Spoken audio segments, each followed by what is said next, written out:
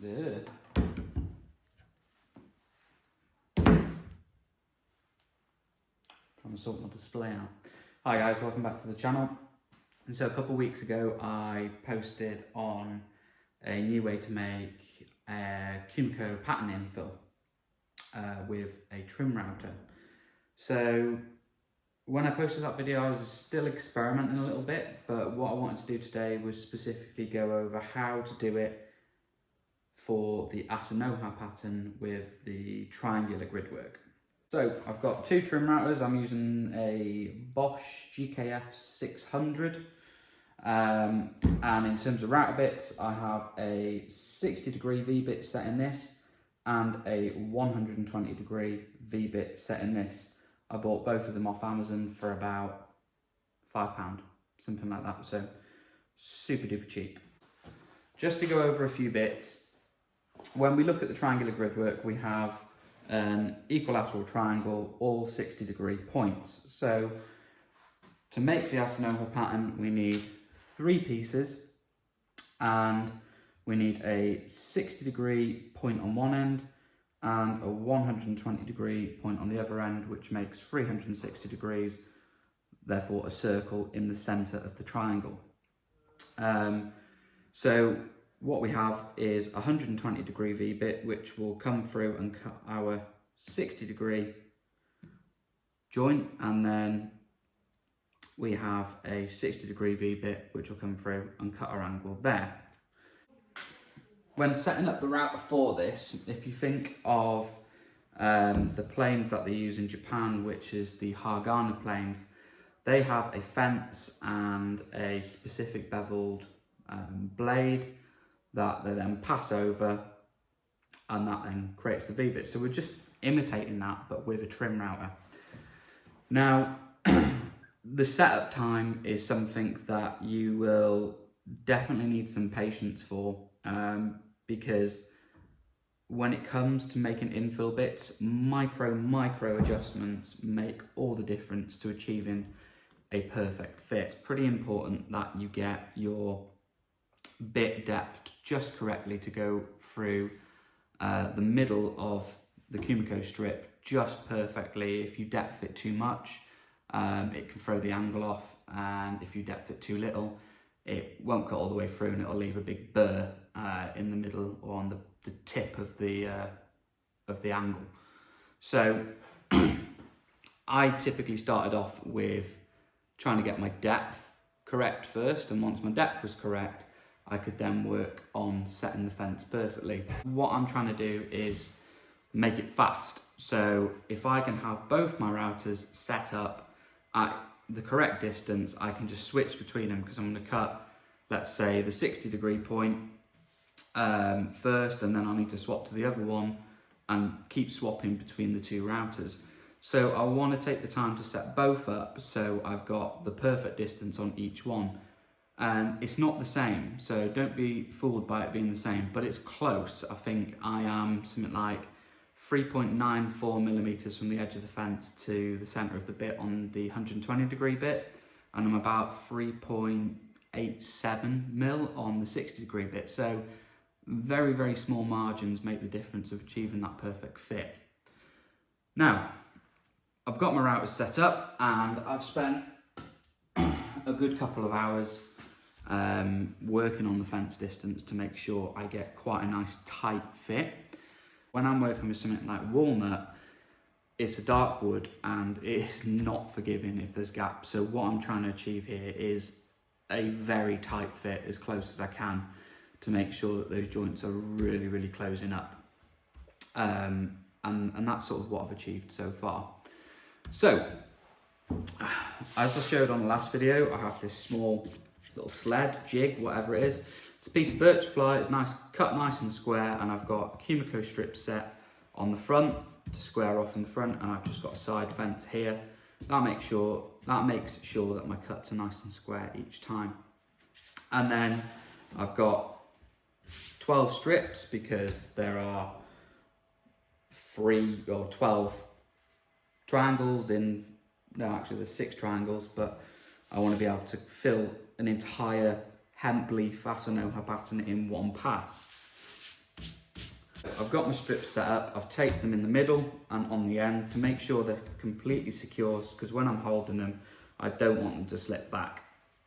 And every time I want to make sure they're really nicely butted up to this fence, because if you're not, then that's going to alter the depth of the cut each time. So every time you need to make sure you're really nice and tight up against this fence within reason.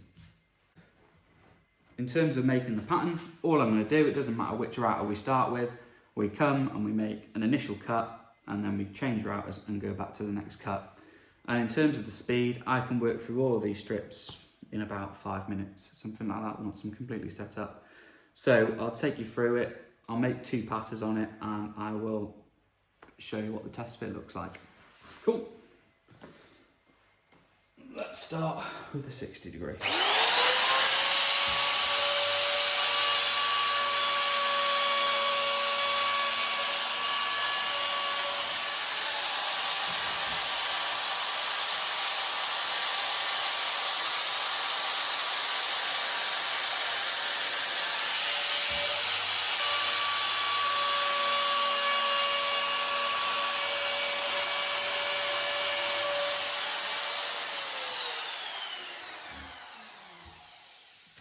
So some will stick on because your strips do still move a little bit, but some come off quite nicely and give you a lovely bevel. When the ones that sort of stick on a little bit sometimes and you have to snap them off, they can have a teeny tiny little burr on them, and that can change your sort of fit quality as a whole. So what you need to do is either just rub that off with a chisel, marking knife, whatever, or just discard it if you've got them and then just use it. Sometimes when the strips do move, they do move slightly. Like with this piece, one's moved down or risen up and it hasn't created a perfect joint or perfect angle, perfect cut, whatever you want to call it. So with those ones, just throw them away. You've got plenty more in there. You just got to go through them and make sure they're pretty decent. But anyway, this first cut is all garbage anyway, because we're just establishing our first joint. And just checking down them, they're all looking pretty decent. But if you're not happy with it, just start again and just keep going. But I'm relatively happy with that. There's a bit of movement on that last one, but when I make my next cut, it shouldn't cause too much issues. I'll come back now with a 120 degree bit and make my first set of infill.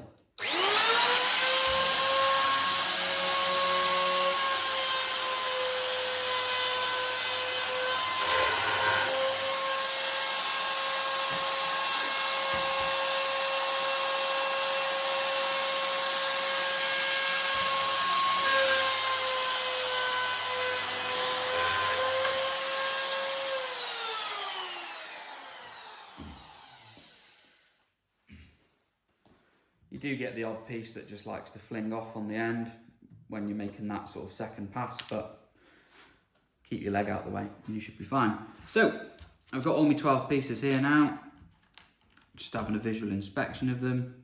They're all looking nice and tasty. I've got my pieces.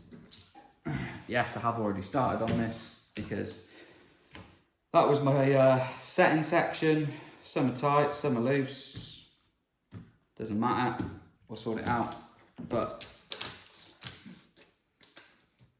just to show you the fit, let's bring you in. Ugh.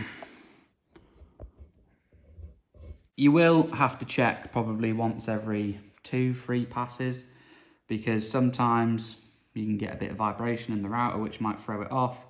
But typically your pieces should be fairly consistent. Looking all right, that's looking all right, that's looking all right. So away we go again.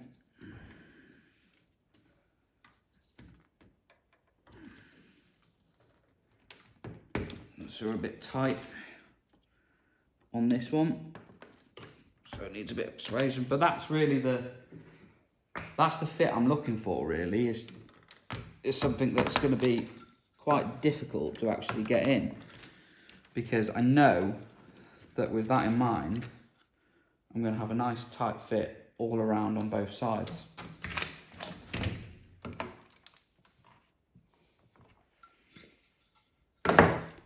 So it's now 3 p.m. and I started this morning with just the bare grid at about 10:30, 11 o'clock, and I have all 700 pieces all finished. So that was probably 5 hours to do the whole grid in terms of cutting it out with this new method.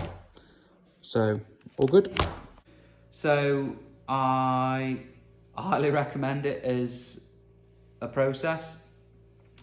Just remember, you need a 60-degree V-bit and a 120-degree V-bit, 2 routers.